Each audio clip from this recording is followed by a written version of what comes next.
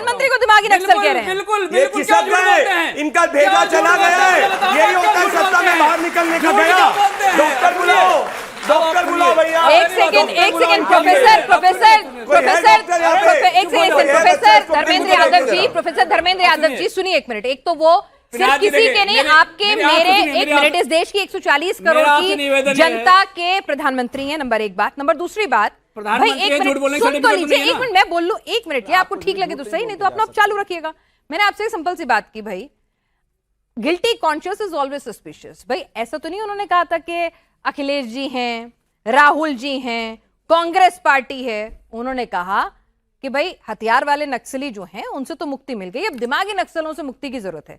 नाम लिया किसी का? उन्हीं के बारे में तो बता रहा हूं। नहीं वही तो कह रही हूं, नाम नहीं लिया तो आप काहे मतलब इस तरह से कॉन्शियस हो? कैटेगरी बता रहा हूं कौन है। बीजेपी वाले क्यों डर रहे इस बात से? अच्छा ठीक है। दिमागी नक्सल वो है जो इस देश के युवाओं को कॉकरोच बोले, अच्छा पेस्टिसाइड बोले। देश के चीफ जस्टिस ऑफ इंडिया ने बोला और आज तक कोई कार्रवाई उन पर नहीं हुई। क्या ये देश के चीफ जस्टिस ऑफ इंडिया को बोल रहे हैं? On record content of court हो रहा है, on record content of court हो रहा है, on record content of court हो रहा है। आप वकील है क्या? कोई वकील आप ना देखिए, कोई वकील अगर सुप्रीम कोर्ट का सुन रहा है, इन्होंने चीफ जस्टिस ऑफ इंडिया को गाली बकी है, इन्होंने चीफ जस्टिस ऑफ इंडिया को गाली बकी है। कंटेम्प्ट ऑफ कोर्ट है, ये कंटेम्प्ट ऑफ कोर्ट है, नक्सल घुस गया है, कंटेम्प्ट ऑफ कोर्ट है। समझाइए सत्य प्रकाश जी। दिमागी नक्सल पिनाक जी वो है, नालसार विश्वविद्यालय के छात्रों ने ये कह दिया कि जो हमें कॉकरोच कहेगा, जो हमें पेस्टिसाइड कहेगा, हम उसके हाथ से डिग्री नहीं लेंगे। ये उनका संवैधानिक अधिकार है, वो सारे छात्र। और उसके बाद सीजीआई ने क्या कहा? एक सेकंड, आधी बात नहीं, उसके बाद उन्होंने कहा ना छात्रों और मेरे बीच का मामला है, आप कौन होते हैं? अब बीच वाली बात ये कहा ना उन्होंने, पूरा बताइए ना, ऐसे नहीं होता। पहले सुनोगे तब तो बताएंगे। चलो बता दो। पढ़ाई नहीं जिंदगी में, मतलब क्या बन जाते हैं। ठीक है। नालसार विश्वविद्यालय के छात्रों ने जब मना कर दिया कि हम डिग्री नहीं लेंगे, तो बार काउंसिल ऑफ इंडिया के दिमागी नक्सल ने आके कहा कि ये जो बच्चे हैं इनको कहीं भी इनरोल नहीं किया जाएगा पूरे देश के अंदर, किसी जिले में, किसी प्रदेश में, और चिट्ठी ला करके जारी करके लोगों को उसके बाद क्या हुआ वो भी तो बताओ, पूरा बताओ। दिमागी नक्सल, और 24 घंटे के अंदर थूक के चाटना पड़ गया मनन मिश्रा को। उसको बोलते हैं दिमागी नक्सल, जो भारतीय जनता पार्टी के पोषित हैं। ये दिमागी नक्सल हैं। दिमागी नक्सल कौन है? जब इस देश के छात्र नौजवान शिक्षा और परीक्षा में झारखंड में उन पे लाठियां चलाई गई, वो होता है असली बात। कहां है अखिलेश जी? पूरा सेंटेंस कंप्लीट कर लो। संभालो आप इनको, प्राचीर से देश के प्रधानमंत्री नहीं संभाल पाएंगे। हाँ ठीक है। लाल किले की प्राचीर से अगर देश के प्रधानमंत्री झारखंड के युवाओं के बारे में ना बोले तो ऐसे दिमाग को आप क्या कहोगे मुझे बता दीजिए। और देश के प्रधानमंत्री मतलब एक मिनट होल्ड, यहाँ पे कंफ्यूजन है। मतलब लाल किले की प्राचीर से झारखंड के लिए बोलना था, राहुल गांधी जी नहीं जा पाए, और राहुल गांधी जी और देश के बच्चे, झारखंड के बच्चे देश के बच्चे हैं। नहीं एक मिनट देश के प्रधानमंत्री क्यों नहीं बोला? पूरे युवाओं क्यों नहीं बोला? गलत जगह फंस रहे हैं, अपना ही नुकसान करवा रहे हैं। अरे आप समझ नहीं रहे धर्मेंद्र यादव जी, आप अपना नुकसान करा रहे हैं, आप समझ नहीं रहे हैं। यार झारखंड के बच्चे नहीं, सब बच्चों के लिए बोला है। झारखंड के बच्चों के लिए तो राहुल गांधी नहीं बोल रहे, वहां उनके पुतले फूके जाने की नौबत आ रही है, वहां कह रहे समर्थन वापस ले लीजिए। मैं बताता हूं, फ्री कोचिंग व्यवस्था करोगे, पूरे देश के बच्चों के लिए ये बोला।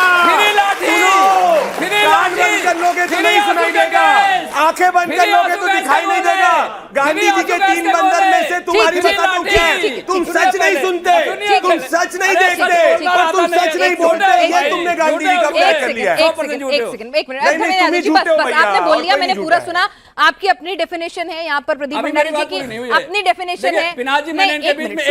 सुनिए ना, आपकी अपनी डेफिनेशन है। अगली बार आप भी ऐसा मत करिए, आप बड़ापन दिखाइए। अच्छा ठीक है, फटाफट से, क्योंकि मेरे को औरों को भी इंक्लूड करना है। आप प्रदीप जी अर्बन नक्सल वो है जो इस देश के युवा परीक्षा और शिक्षा के बदलाव के लिए जंतर मंतर पर आए और उन्हें लाठियों से पीटा जाए। बिल्कुल। मैं पूछ लूं प्रदीप जी, मुझे पता है हमारा पुराना प्रोफेशन सेम आपका सेम था, लेकिन थोड़ा सा मुझे भी छोड़ दीजिए, है ना, मैं भी पूछ लेती हूँ। शांत रहूंगा जब तक आप मुझे इजाजत नहीं। अगर इसी देश के युवाओं को कील लगे हुए डंडे मारे जाएं तो जिसने मारने का आदेश दिया वो दिमागी नक्सली है, उसको पहचानना पड़ेगा। एक मिनट, मेरा भी एक पॉज। हेमंत सोरेन, नहीं सुन तो लीजिए, सुन तो लिया मैंने, अब सुनिए ना। हेमंत सोरेन, एक सेकंड, हेमंत सोरेन जी क्या है?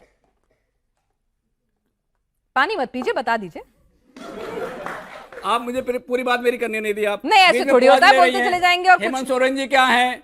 मोदी जी क्या नहीं, है? आपने जो डेफिनेशन दी उसके हिसाब से आपने कहा जो लाठी आप पहले चलवाए, सुनिए। जो लाठी चलवाए, जो छात्रों के साथ खड़ा ना हो, छात्रों की बात ना सुने, वो अर्बन नक्सल है। मैंने आपसे नहीं कहा भाई आपकी अपनी व्याख्या आप करिए, स्वतंत्र हैं। तो उस व्याख्या में एक शख्स का नाम लिया मैंने, वो कहां फिट बैठता है? मैं आपको उस शख्स के बारे में बता दूंगा, पहले मेरी बात पूरी होने दीजिए।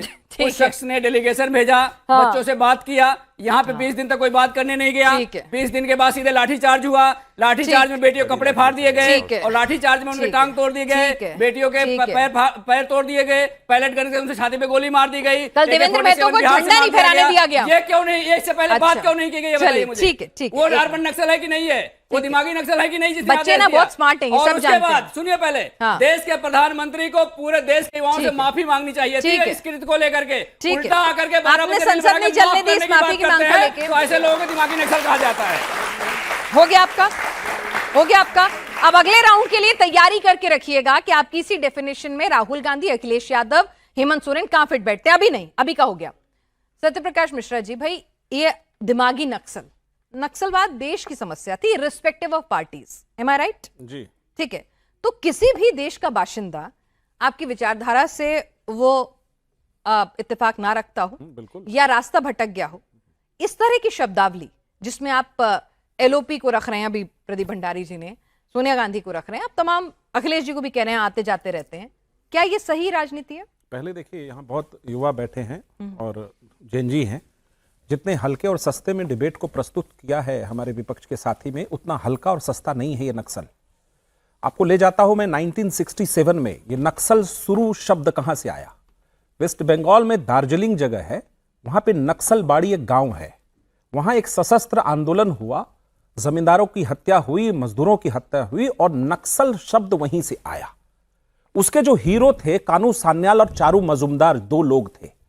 आप समझिए 62 में 1962 में भारत और चीन आपस में युद्ध कर, हम क्या गीत गा रही है लता मंगेशकर, जरा याद करो उनकी कुर्बानी जो घर लौट के ना आए।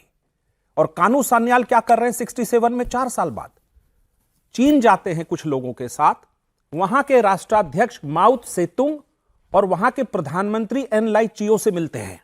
किस चीज के लिए? मेरी मदद करो, हम अपने देश में तुम्हारी तरह की विचारधारा, माओवाद विचारधारा, नक्सल आंदोलन के रूप में करेंगे। देश ने क्या खामियाजा भुगता इस नक्सल आंदोलन का, आप समझते हैं? खेती तो प्रभावित हुई, बंजर भूमि रह गई। कई राज्यों में जहां खदानें थी, जैसे उड़ीसा, आंध्रा, छत्तीसगढ़ का बस्तर, वहां खानों पर उन्होंने कब्जा किया और लोकल लोगों से पैसा वसूलना शुरू किया और दूसरों की जमीन कब्जा करनी शुरू की और हत्याओं का सिलसिला। आपको एक उदाहरण देता हूं, जितना हल्के में इन्होंने बताया है ना नक्सल और दिमागी नक्सल को। चंद्रबाबू नायडू को जानते हैं ना आप लोग? 1 अक्टूबर 2003 को चंद्रबाबू नायडू आंध्र प्रदेश के मुख्यमंत्री थे। उनकी पूरी बुलेट प्रूफ को नक्सलवादी पीपुल वॉर ऑफ ग्रुप ने उड़ा दिया। वो बहुत बुरी तरह जख्मी हुए थे। उसके बाद एक किताब लिखी, डीजीपी थे सिंह, उनको जांच का आदेश दिया कि पता करो ये कैसे हो रहा है कि कुछ सड़क पर सशस्त्र आंदोलन कर रहे, पीछे दिमागी नक्सल जुड़े हुए विचारधारा को लेकर के। वो पीछे कौन लोग बैठे हैं?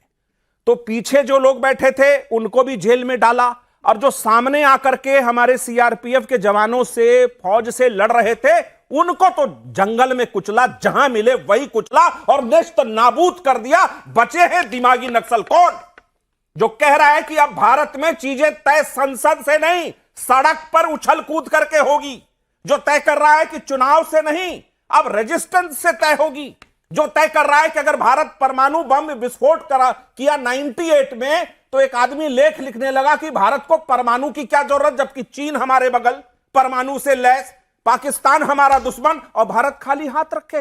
वैसे लोगों ने विचारधाराओं के नाम पर इस देश में मुख्य धारा, जो भारत की संविधानवाद की धारा थी, राष्ट्रवाद की धारा थी, समाजवाद की धारा थी, इवन कांग्रेस की धारा थी, उसके खिलाफ एक बहुत बड़ा वर्ग पालित पोषित माओ के विचारों से हुआ, जिसको नक्सल कहते हैं। अब प्रधानमंत्री ने तो कहा कि जमीन पे उनको समाप्त कर दिया। बचे कौन हैं? आप ध्यान से देखिए, जो भारत के बारे में बोले कि इसको नेपाल, बांग्लादेश, श्रीलंका बना देंगे, जो प्रधानमंत्री को डंडे मारने की बात कर रहा है, जो वंदे मातरम चल रहा है उसको रोकने की बात कर रहा है, उधर से इसलिए मिल गए कि सत्ता को जनता ने उन सत्ताधीशों को अलग अलग राज्य से निपटा दिया, तो अब वह हताश है।